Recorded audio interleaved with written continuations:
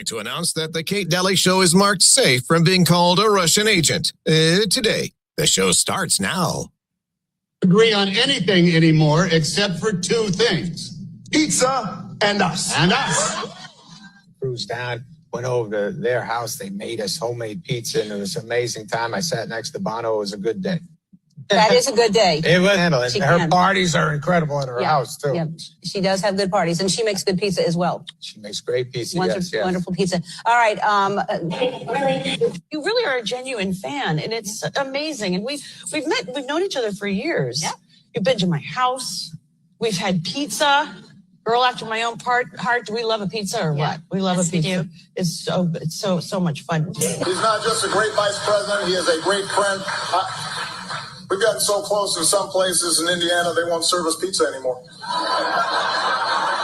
The word pizza appears in the Epstein files 909 times. Stephanie says, I'm back. Can call you in Stendra 100 at Zitmer. Now, Stendra is apparently an erectile dysfunction drug, and he's prescribing it to Jeffrey Epstein, who apparently needs it. And Epstein writes, how many? And the doctor writes back, 10. After you use them, let's go get pizza and grape soda. Call me. All right. Well, that was an interesting open. So I just welcome to the Kate Daly Show, by the way. And we have a lot to talk about. I have Dr. Duke Pesta on. How are you? I'm doing well. How are you? I'm good. It was an interesting open. So I know everyone's going through the files and they're seeing lots of video and a lot of AI and then a lot of video of clips and different things. And I'm sure a lot of it's very real. I'm sure some of it's faked. You know, they've had a long time to come up with what's in those files and misdirect and everything else. But that pizza conversation and what is grape soda, who knows, is very interesting because it's discussed a lot in Hollywood and it's very weird. And I have to admit, I'm with all of you that think it's very strange and could point to a lot of abuse going on, a lot of things happening. But I would just use spiritual discernment when it comes to those Epstein files, because I think that there's going to be a lot in there that was created, and they need us to be talking and fighting and looking at these files, and nothing's going to happen from any of it, I don't think. But they want us preoccupied with it. Then last night we had the Super Bowl, and I want to talk to you about that Super Bowl halftime. But we have to the Bad Bunny. I mean, what a name! But we have to talk about kind of the goings on of why that Super Bowl show happened, because it had a huge theme to it. Did it not, Duke? Yeah, I mean, no, this is one of those situations where we get a really good Kate Daly explanation, because when you're watching this, what does that mean? When I was watching, I had to admit, first of all, I could only watch it in small pieces. I had to keep coming back to make myself watch it. And I only watched the halftime highlights afterwards this morning because I didn't want to watch do that it. garbage. Yeah. But I meant the Kate Care comment, because when you look at this, you can't imagine any really serious reason why you would do this. None of this makes no sense. It's bad for the NFL. They know it. Yeah. It's bad for their look and their brand. There's already a lot of people who spent a lot of money, $16 million for 1 minute, and you had to commit to more than 1 minute ad. So there's already people arguing up to 25 million dropped out during the halftime, and so they're wondering now, if they should ask for some of their money back for that. Yeah. And there's so many reasons that I mentioned your name because you are really good at what they are doing. Why would they do something that was so alienating to so many people? And you saw the pictures, Kate. Yeah. They were the audience was kind of standing still. They couldn't understand it. Even the ones who could speak Spanish could not hear it through the other noise and the back feed. And then they had that kind of all that fake jungle grass that That was if you were weird. sitting in the Mhm. tent, you couldn't see it either. The And then you've cornfields. got guys grinding other guys sexually in this thing.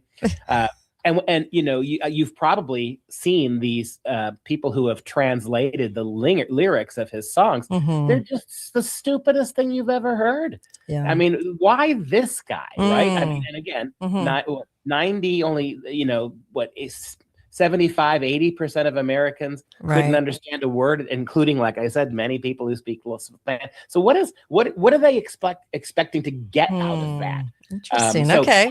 I turn to you I got- to give us one of your deep dives. What do you think? One of my deep dives. Okay. Well, kind of really looking at everything. So one thing that really stood out to me, because of where we're going with regions, was when Bad Bunny declared "God Bless America" before naming every country in all of the Americas, including the United States, but then of course including Canada and Mexico and Puerto Rico. Here it is. This is a clip that somebody recorded, so you're going to hear their voice over it. But here you go.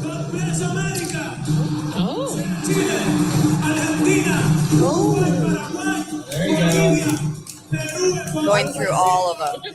Okay. So, okay. So, I mean, it was a long rant about including everything in America. This show was very much to me about the ICE, open border.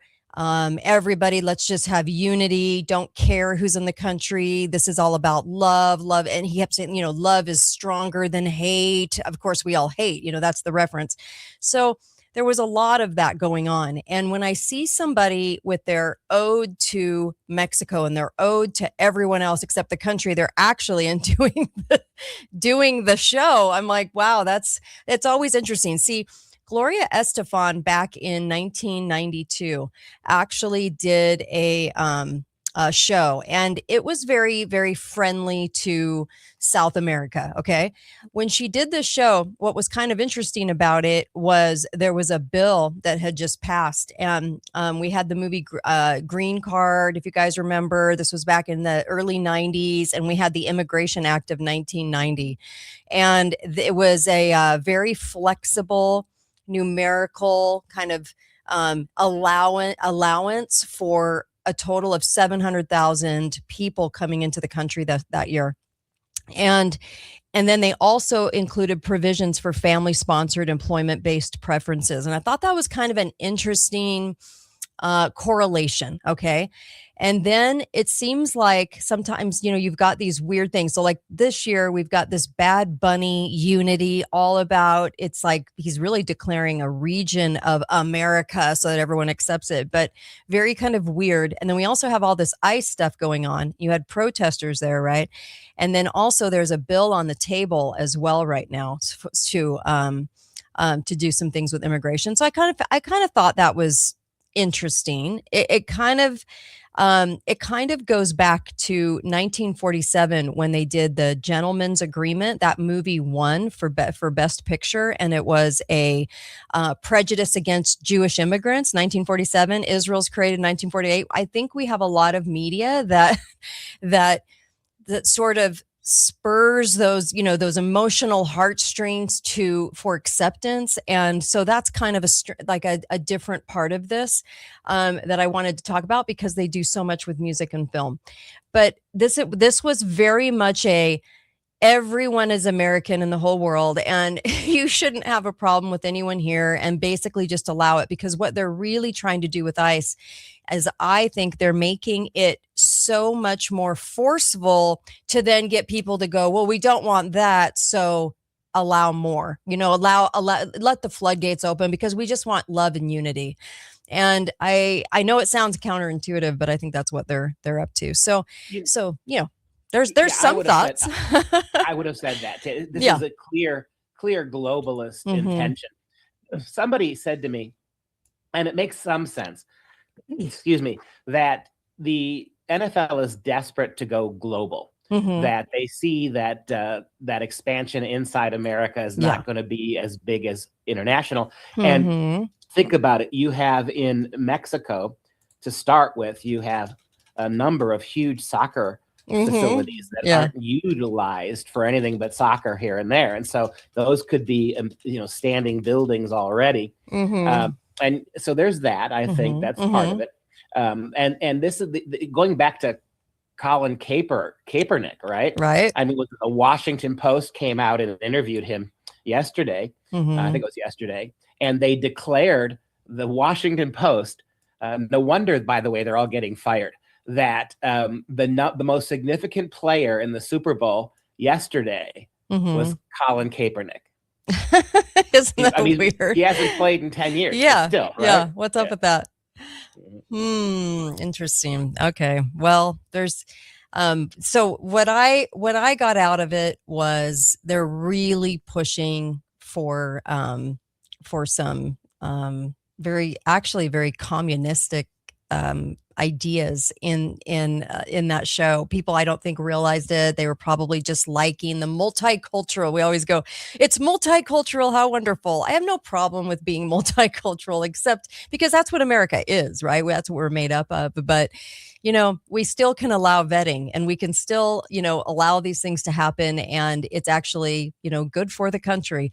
But you're going to see some big pushes to annihilate. That's why Hollywood's so on board this train. When Bad Bunny won his Grammy, he of course he brought up ICE, in the acceptance speech, and denounced ICE, and they're all doing it. So I think that you have a lot of stars, a lot of people pushing this stuff, and it.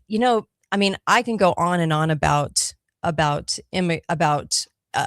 immigration and illegals and everything else, because I've got a lot of info on it. But we'll take a caller. We'll take a quick call. Hi, caller. Welcome to the show. Go right ahead. Yes, in the early 90s under Clinton, there was a huge movement in the world, mainly in the Western Hemisphere, to merge all the countries of the Western Hemisphere together. It was called the Free Trade Areas of America. Cuba was excluded, but that was probably for political reasons to get it through. And this almost came to fruition. One of the organizations that primarily headed the way to stop this was the John Birch Society. And I worked tirelessly. We did all sorts of things, including getting on local television, things like that, to expose it. So they failed to complete that.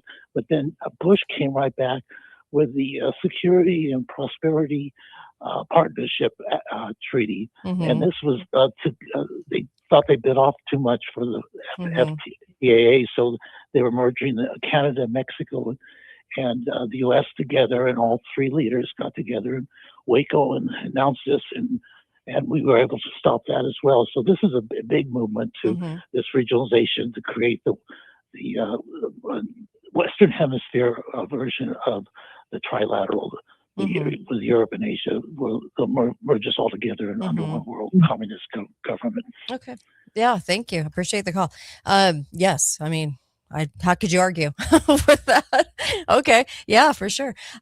So appreciate the call. So I think there's a lot that the youth aren't realizing in how they're being moved into just let the doors open. We're so tired of seeing people die. That's going to be your big thing right now. And they're going to be pushing that heavy this year. But there's also a bill on the table. I'm trying to remember the name of it. There's a bill on the table this year too. So that's kind of interesting. I don't know. To me, it is. But that's kind of what I was seeing through the show. When you were watching the highlights, did anything else pop up?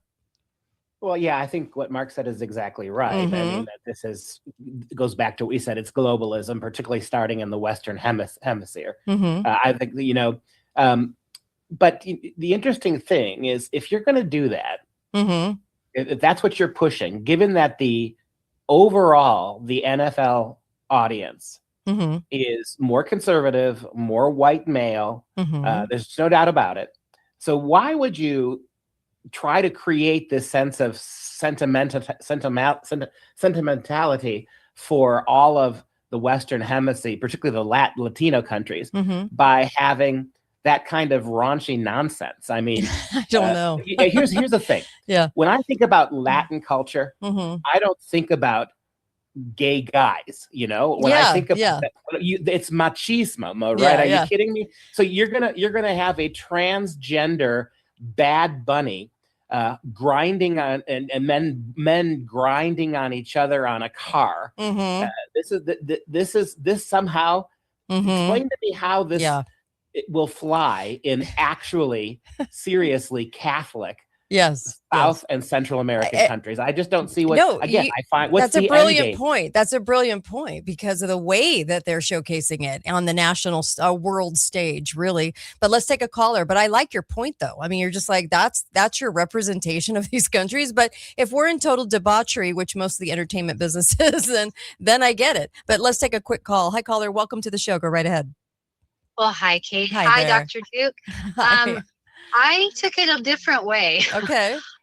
I really felt like they were giving the middle finger to all of America to say, we're replacing you. Yeah. You've let your borders be wide open.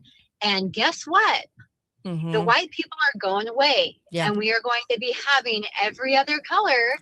And we don't care. And who did they have announce this? Of course, the satanic pedophile that has been shown to be doing satanic rituals. Yep. And if you had, the Spanish translation of his song, it was disgusting. Yeah. No, I'm with you. I'm with you. Yes. They want open borders. They want us to be erased. You're right. They're absolutely. That's the end game. Yeah.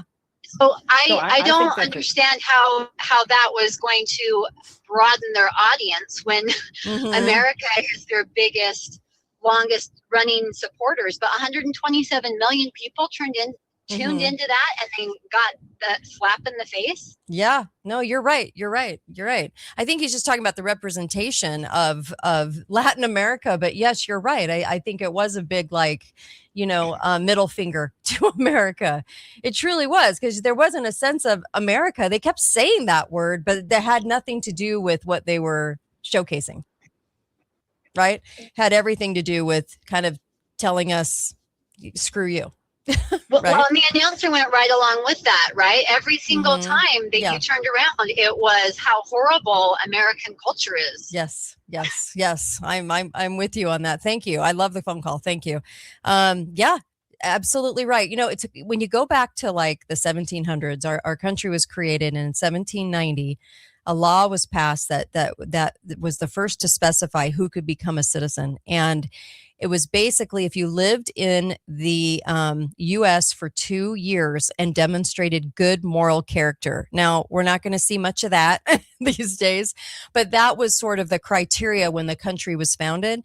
And then you go 100 years later, late 1800s, and they had a ban. There were some restrictions on immigration, but there was a ban, and it banned people that had contagious diseases, polygamists, anarchists, beggars, and importers of prostitutes. It was kind of interesting, and a lot of Asians, but it's been interesting through the years because the Democrats have passed almost as many things as the Republicans have. So it's very, very bipartisan, whether we want to believe that or not. Like, I think a lot of people don't want to understand that, but both parties have pushed it. And just like we got Homeland Security and we got Patriot Act, Republicans, that's our side. So there's just so many of these things that are very bipartisan in Washington, but we get the representation out here that they're Republican and Democrat. So, and it's all the same party in Washington. Let's take a quick call. Hi, caller. Welcome to the show. Go right ahead. You're on with Dr. Duke Pesta. Hi, Dr. Duke and Kate. I called in or tuned in a few minutes late. I don't know if this was brought up, but the halftime presentation, I came up to my TV and I watched about 2 minutes of it. And, and I have closed captioning on my television set. Okay. And it usually broadcasts it in English. Yeah. The closed caption broadcast on my television was in Spanish. And my friend told me you could change it. I said, it doesn't make any difference. What they want to do, they want to deny the entire American culture. Yeah. While using its platform on national TV, right? Yeah. So I turned it off, and that was it. I saw 2 minutes of it, and it was disgusting. But they can't get to the bottom fast enough. So yeah. All right. Thank you. Love the call. Thanks. I think people were very frustrated. I know my own husband was like, corn stalks? Okay. Like, what the hell are we watching? You know, it was very weird. It was very weird. So, Duke, are you there? Yeah. Okay. I don't think I think all the calls, all three of them, make the same point that it's all true. It's not one or the other. I think this is a big middle finger to America. It is serving conservative America with she said the middle finger, and then the replacement, right? That you guys are going away. That we're going to you white people, which is primarily who showed up. You are going to pay all this money and spend all that money to travel here. You're going to buy all kinds of jerseys. You're going to come out for the game, and we're going to give you something that is culturally completely alien to what you expect, what you hope to see. So much so, I mean, to me, that image of all of those people standing there, like with WTF, you could almost see them thinking it, right? And just staring at it. This is taking the arena, one of the most, whether you like it or not, one of the most iconic American venues, the Super Bowl, taking one of the most iconic Americana, and then right in the middle of it, underdoing it, right? Just completely pulling it down. They took the Super Bowl, this great Coliseum full of people, and they created, you mentioned about the jungle, right? The reeds. They took the first world country, and right there on the field, they recreated it as a first world country, right? And that became the focus. And so, that's what they're telling you. They're telling you that America, America last, quite literally. It was the last one named, right? And it was only mentioned at all at the end to make a point, right? That America is all those other countries, not this one. And so the young woman who said replacement, that was there too as well. But then but I would say there's something else going on. That's a political endgame. There's something deeply satanic about this as well. In order to make this work, and I don't know, I think I go back to what I said before the caller started ringing in. This, not only did they, Bad Bunny and the whole crew there, not only did they stereotype themselves, but that's what think about what they did there. It was Bad Bunny and that whole woke progressive element who put that show on, who turned Latinos into goofy old men playing dominoes, right? Women at the nail salon. I mean, it was so retrograde that I'd like to think that Latinos who were watching it would have been disgusted of the way their cultures were. These were bad. It was kind of a banana republic you were seeing on the field. That's what they did to their own people. So there's something bigger than it too. And the thing that to me overrides even the radical open borders crowd was a certain kind of satanic element that I brought it up earlier, right? That most of these countries are Catholic, Christian, right? And so when you have the overriding even of the politics of open borders, you have this cultural replacement that also includes Latinos, right? We're going to take away your religion from you. We're going to take away the difference between man and woman. So I think this is, when we say replacement, it wasn't just displacing the United States. It is transforming the Western hemisphere into something very, very different. And so don't forget too that they also invited on Friday to sing, or Friday or Saturday, Green Day, which is an anarchist. The lead singer is a radical homosexual. It is anti-Trump America, all West. So you're seeing. Then you had the black anthem sung That was weird. Yeah, you had the BLM. I mentioned already the harking back to Colin Kaepernick and dragging him out of the mothballs right? There's a lot of this. Yeah. It's almost even too simplified to say that all of this was an attack on Trump. Of course it was, and MAGA. All of that is obvious, but it was also the word I would use from my perspective, and I think objectively, it was just cringy. Yeah, it was cringy. So cringy that it was difficult to watch, and I was cooking anyway, and was kind of glad to be in the kitchen. And of course, people were mentioning the fake cheering crowd tracks that they were playing. Yep, that's right. And because people probably were like, what the hell? What the hell's going on? It was just a very weird show. They get weirder and weirder. And then, of course, demonic little Lady Gaga's in the mix. And you've got all, and it's Die with a Smile. That's the song she sings. And there was just so many little references to. And don't forget that Jay-Z what's been happening.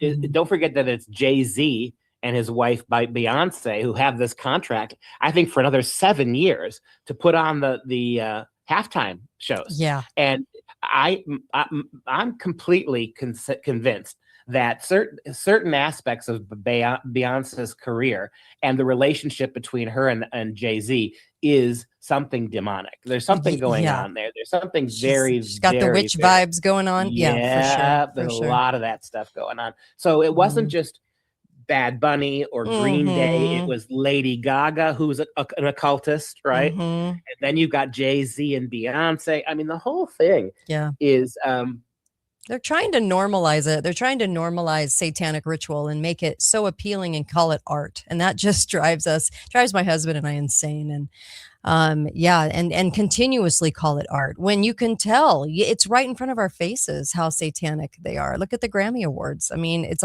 so satanic, but we have to normalize it. Kind of like we have to normalize autism with autistic Barbie now. Like everything that's weird and should be questioned and should be looked at. And so why is this gets so normalized in our society? So this one was weird because they've only had a couple of shows like this. And even when Gloria Estefan did her show, so I got the hiccups back in 1992, it was nothing like this. It was just, here's some music, Latino music, but it had no message. It just really didn't have that messaging.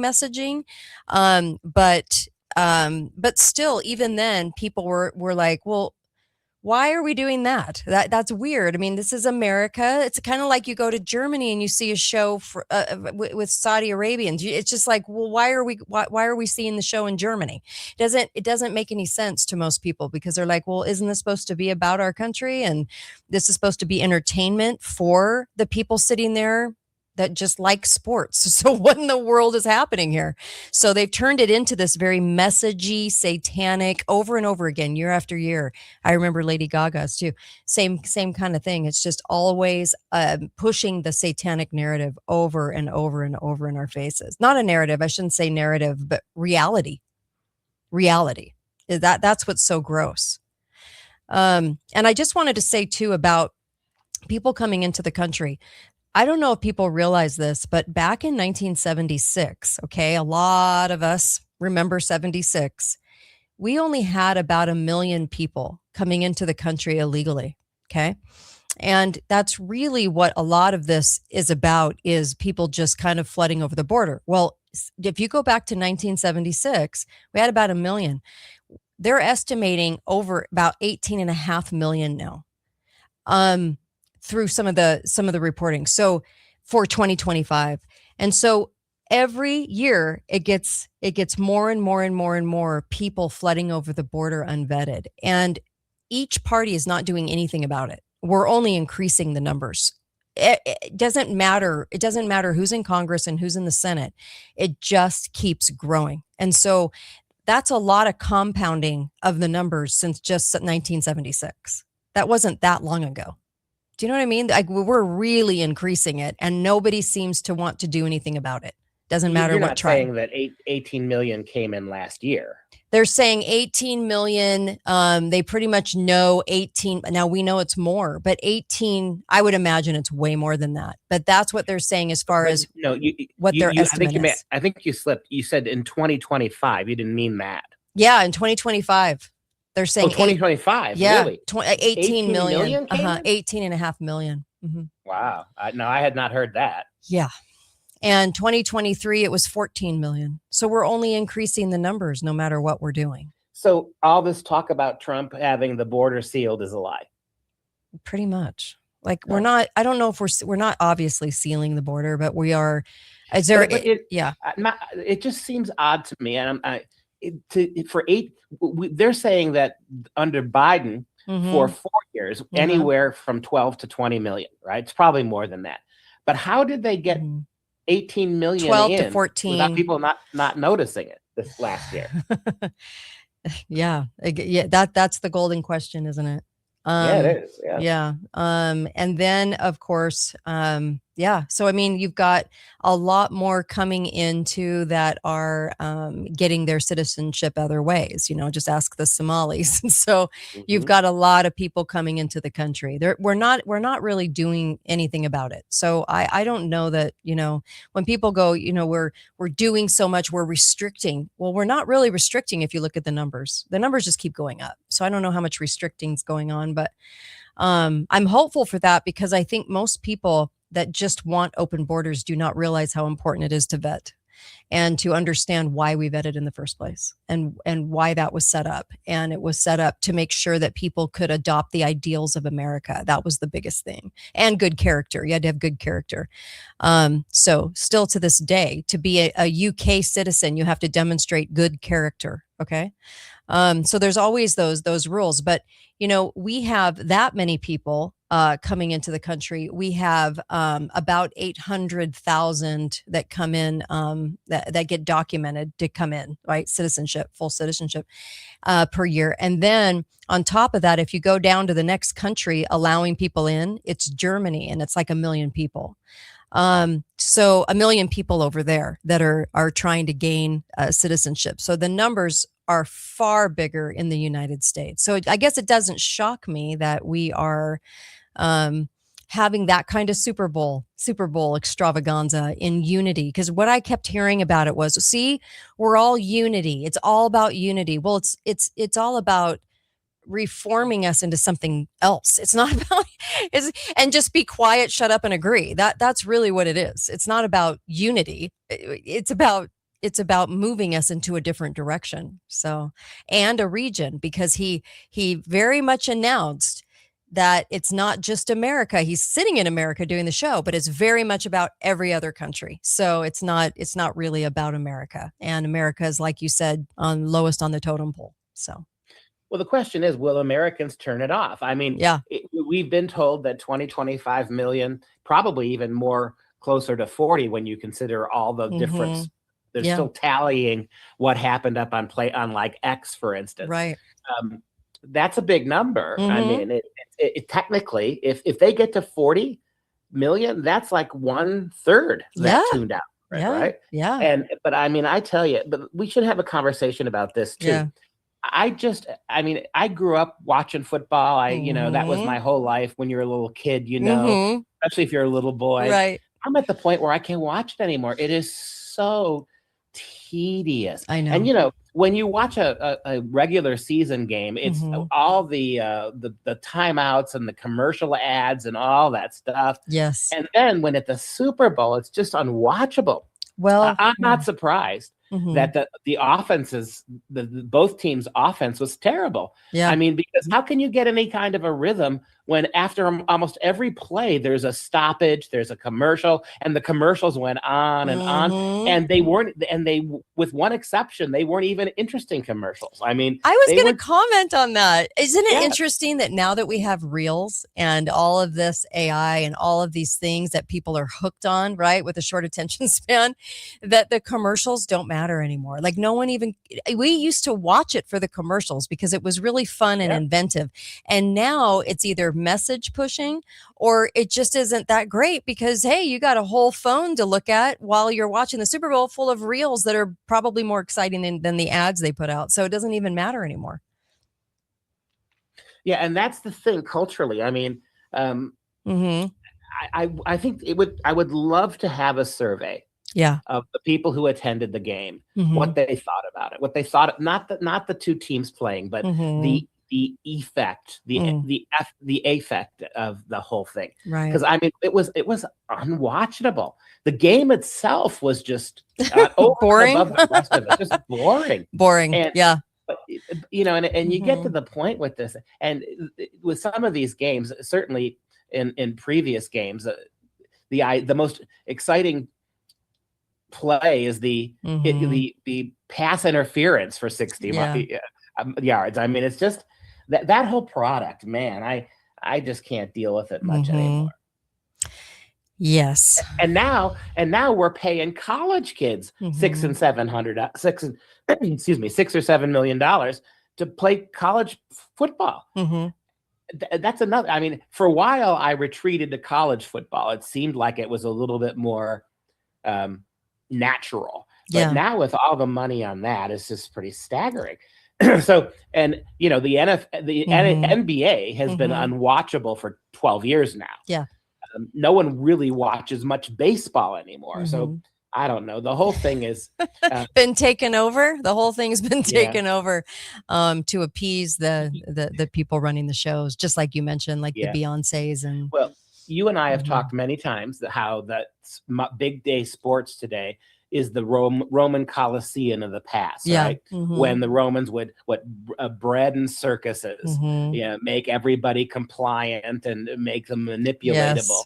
Yes. And that's been true in America too for a long time.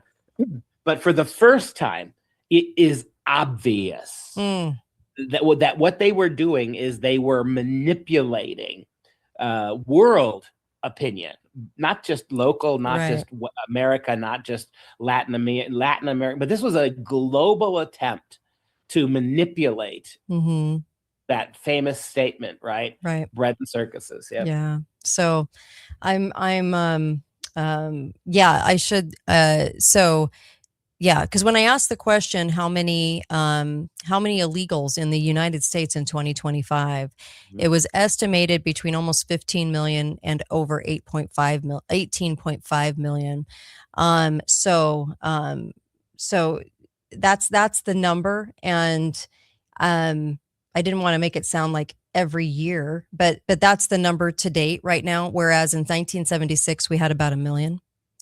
So the number has been steadily increasing ever since. And the 18.6 number is actually probably more accurate of the people in this country. So that should not be here. So, you know, any other country, when you go to any other country, and we have the lightest rules to come in, everyone else is a lot stricter than us, including Germany. Germany's next on the totem pole. So Germany is, they're at about 1 million.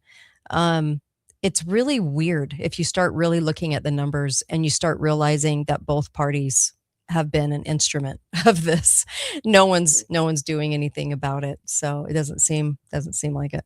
So I wish, because I think a really good vetting would actually really help people coming into this country to maybe exchange their socialistic views for being a patriot of this country. But we're not going to get that. Here's another question we got to ask. I mean, it's obvious that Roger Goodell, ever since he took over, has been a social justice warrior more than he's been a commissioner. Yeah. But there are a number of team owners, significant number of them, who are not liberals. Yeah. That seem somewhat conservative. I know that there are some very, very woke owners of teams, but there aren't. So why is the rest of the league going with this when many of the people who own aren't that way? How do you make sense of that?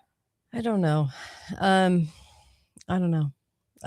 I know that right now we're inundated with a couple of things to talk about. And number one is going to be ICE. And by the way, it was a creation of the Department of Homeland Security in 2002. A lot slipped in 2001 and 2, Patriot Act included. But that is going to be, one of the conversations. The other one's going to be regions. The other one's going to be AI. And then, of course, the Epstein files. And I wanted to ask you, have you been watching the whole Epstein file thing? Well, that's theater now too. In exactly the same way of what we saw in the Super Bowl. That is theater. It's the theater of absurd. So it's amazing that the way that the Clintons are handling this, right? They're trying to now turn it into a way for them have an opportunity to control the narrative. It doesn't seem like Congress is going to go along with that.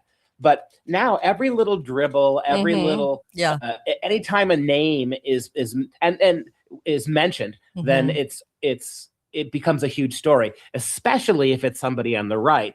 But with the ones on the left too, you said it earlier, nothing's going to happen to any of these people. Nothing. No. And we had to get really all excited today because Maxwell was going to go to Congress. You should have known the minute she was invited, she was never going to do anything but take the fifth. Yes, I am. What was the purpose of that? I don't know. It's Matt Ghislaine knows where the bodies are buried. She has too much info. They're not going to do one thing to her. Just like I don't even think Epstein's dead. I think that was all a cover. The whole weird story about the camera failing and the whole 9 yards. I mean, and at the end of the day, even if you had an hour conversation about whether he was still alive, it doesn't matter because nothing's ever going to happen. So this is just like Benghazi. It's just like every single thing we've been through on the radio together over the last decade, right? Over the last decade, all these things have been talked about. We've had hearings about all kinds of things. It's never going to, none of these people nothing's ever going to happen to these people. So the focus, they want us focused on it, but I do wonder how many files were made up, how many files they inserted for misdirection. And that's why I'm saying you got to be really, really, really have a lot of discernment right now, because there's just so many ways in which they do so much fakery that I'm skeptical on a lot of it, but they want us only talking about the Epstein files. Isn't that crazy? And then of course that interview that came out, it just happens they waited this long to to bring out this interview of him so people would analyze that. And I mean, why the waiting? Nothing about anything makes sense. This is the craziest world that we live in. So I think there's far more fakery than we think going on, but that's just me. Then we could also talk about the Olympics, and which is interesting to me about that. What Olympics? Does anyone even care? But it's interesting that with all the troubles in all the world, all the third world country teams that are there, all the Islamic countries that are misogynist and anti-gay, the only questions are only asked to the Americans. Tell us why you hate your country. Nowhere, there's no country in the rest of the world that is even suggesting that there are problems with their countries. And yet America, that's the one that everybody's asking about. And that's the only group of idiots who are spouting this anti-Americanism. Cowardless. I know. It just never ceases to amaze me, but they're going to keep serving up this crap. And did anyone catch the other show? Did anyone catch the Turning Point show? I'm wondering if anyone watched that. Of course, you can text 435-680-2503. We're live. But I would like to hear. I did tune in for a minute just to kind of see, and it just didn't seem like they had, besides Kid Rock, they were were they well-known people? I just didn't even. There were some very respectable country singers there. Yeah. Okay. And, and whatever you think about the organization, they played it right. They saw what you usually get in country music. You get a lot of flag, right? You get a lot of patriotism. You get a lot of Jesus. Yeah, and there was a good bunch of that as well. So. Well, I'm all about Jesus. It's amazing to me, the satanic rituals that are in front of our face all the time. It's amazing to me that that we have withstood the amount that we get doled out in this country, and that people still are spiritual and believe and understand. So I'm grateful for that. If we want to count our blessings, it's, man, not only can our bodies obviously take a lot of toxins in, but our spiritual awareness, and I'm hoping a lot more people figure out that it's get that in order, and the rest of your life seems to go okay. Yeah, I mean, that's exactly what my comment about satanic imagery at the Super Bowl. I think that's right. And I think when that happens, the more obvious satanic behavior, it feels comfortable to be in the public eye, then you'll see the rise in actual real faith go up as well. Yeah. And I think that's kind of what we're seeing now, that the gray period of globalism, that they went from being something we fought to something we tolerate. The gray period is over. Now it's the black and white fight, right? Now it's becoming much, much more. Oh, evident. The Black Anthem. I mean, Yes. let's all be unified and call ourselves Americans, except when we want to have our own anthem and literally separate us, right, from each other. I can't imagine anything more not unifying than that, more ununifying than that. It's pretty amazing that people don't call that out more and say, I'm sorry, are we supposed to be unifying because it doesn't match, right? This piece doesn't match in the puzzle. So, and it's stupid. It's the most irritating thing I've ever watched, is to sit there and go, can we all just have a national anthem, please? I mean, our country solved slavery in about 60 years, which is unheard of because we did it for the world, actually, when other constitutions started adopting what we had as well. And all they can serve up is Harriet Tubman. And she was on the last part of the 60 years and only got about 50 of her family members out. And it was the white Quakers that did it. And then what they do is they push this narrative that we're the most racist country. It's truly amazing to me when I watch this. You hit on something big. I was thinking this at the beginning of the show when you talked about we've always been a multicultural culture. I get that.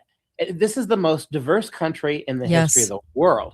How is it possible that the left gets away for screaming that diversity and multiculturalism is who we are, and then turn around and say, and yet we hate people more than anybody else? Yes. How do you square that circle? Doing it in America. Yeah.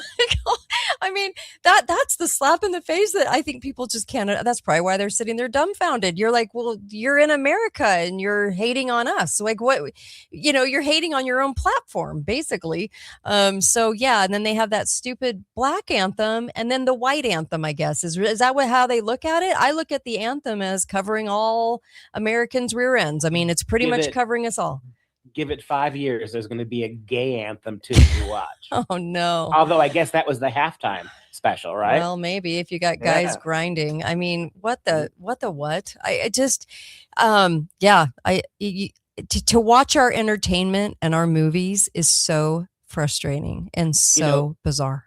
Here's another thing about this is where I go down the road of satanic here. The Super Bowl is one of those things that children do and should be able to watch. They've even bumped it up, right? Remember when it started at 8:00 at night? Now they've bumped it up. Yeah. And now, so more kids can watch it. And that audience was full of kids. And so what are they watching? I mean, how could you possibly? This was an attack on the family. It was an attack on parental rights. Who has the right to decide what kids see and don't? I mean, how many families that even tuned in to watch it thought that the purpose of this was not just, you could always turn off the halftime, but all through you had these moments and these images that are just not appropriate. I know. And the constant division with the word unity. The mixed messaging that happens in our country is so insane to me. And why wasn't there just a call out, even instead of doing alternative programming where everyone had to change the channel? Why didn't they just say, turn it off, just turn off the thing and get that going, get that message going? I wonder why we didn't do that.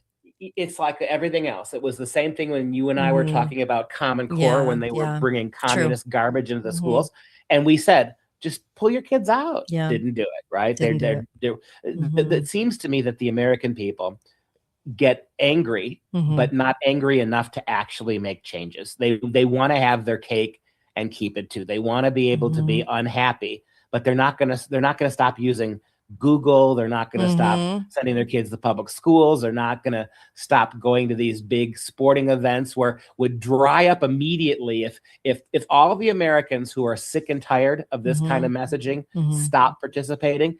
They would have to change, but there's not enough. Apparently, there's not enough people willing to do it. I guess not. And that's our problem, apathy. So,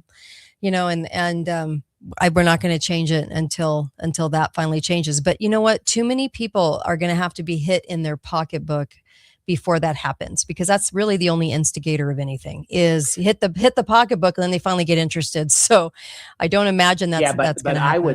I would say, Kate, that the last thing they're going to do is pull the money, right? You were talking last week correctly about going to digital currency. Yeah.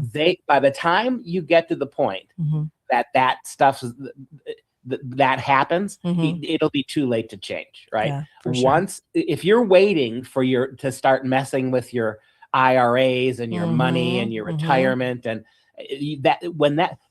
if you're waiting for that to get angry, it's going to be way too late at that time. I'm with you on that one. Oh, I'm so with you. And I know people are just trying to survive right now, and I get it. It's really tough right now for everybody. So I understand. I do. And the programming will continue.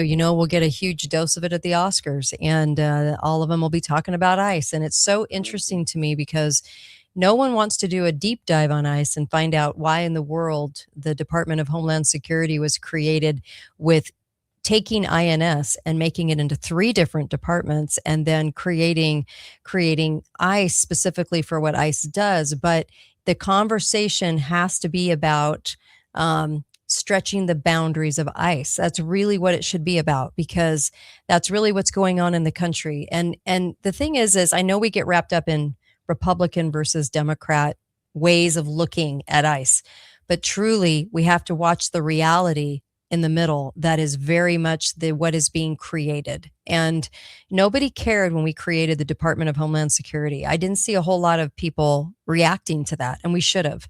Or when we passed the Patriot Act, and we should have. And when we passed bill after bill after bill, 1965 and 1990, some really big let's open the floodgates bills for immigration, instead of just sticking to what we should have stuck to, and that is the vetting process. You vet everybody, and anyone that's not vetted, you throw out. That's basically what should have happened. But they skirted around it, and they came up with all these, both parties, all these different ways. Oh, well, if you work, and oh, if you have a spouse, and oh, if you have a kid. And now it's basically this new bill is going to be based on the children, and it's every single way to skirt it, right? So nobody reacts to anything that leads up to all of this. They only react to the emotional moment that the media portrays, instead of what have we been doing in this country to make it so, to even get to a point where we have a halftime show that no one can understand. What in the world are we doing? This is weird. And that bashes on us using our stage. I mean, it's just, it's incredulous. I'm sitting here just going, you got to be kidding me. But we're just not awake enough during all the other stuff to realize that both parties are passing all this stuff. Both parties are getting us to this point. And then we're not doing anything about it. We're not really asking for a lot. We just kind of roll with it. It's very weird. I don't think the founders ever expected us to just roll with everything. Did you? I don't think so. Not at all. No. Yeah. I think they would not recognize this country. Yes. Even though the money, the civilization, the architect, still they would be like, what happened here? Mm-hmm. Yeah. Although they knew, right? Right. That when people figure out that you can take other people's money, that was going to be the end of it. And it is a absolute truth that the typical republic lasts about 200 years. We're going on we're 50 years beyond our cell date. So I'm not surprised that it's rolling down the hill quicker. Amazing. And by the way, Green Day, now that's a band we all know, right? So they showed a lot of our age in the you know, right there close, like Steve Young and all those guys in the audience. But Green Day's basically said FUCK America. It was cut out by NBC. Yep. When they sang as well. So there's just so many little things like that going on that that are just for kids to hear that. We didn't hear that growing up. We heard love for America, love for its ideals. Don't like what's happening, but love for its ideals. And now we're hearing hate the ideals, hate what America was founded on, and hate it. And I just think that's just sad. It's just sad and evil is really what it's all about. So, by the way, the $180 veal shank burger at the Super Bowl, $180 for a burger. Are they priming the pump for more high prices? I don't know. Anyway, that sure got a lot of press too. So, you walk away with this. Wow, are we supposed to hate our country? And here's the deal: leftists are taught to hate the whole thing.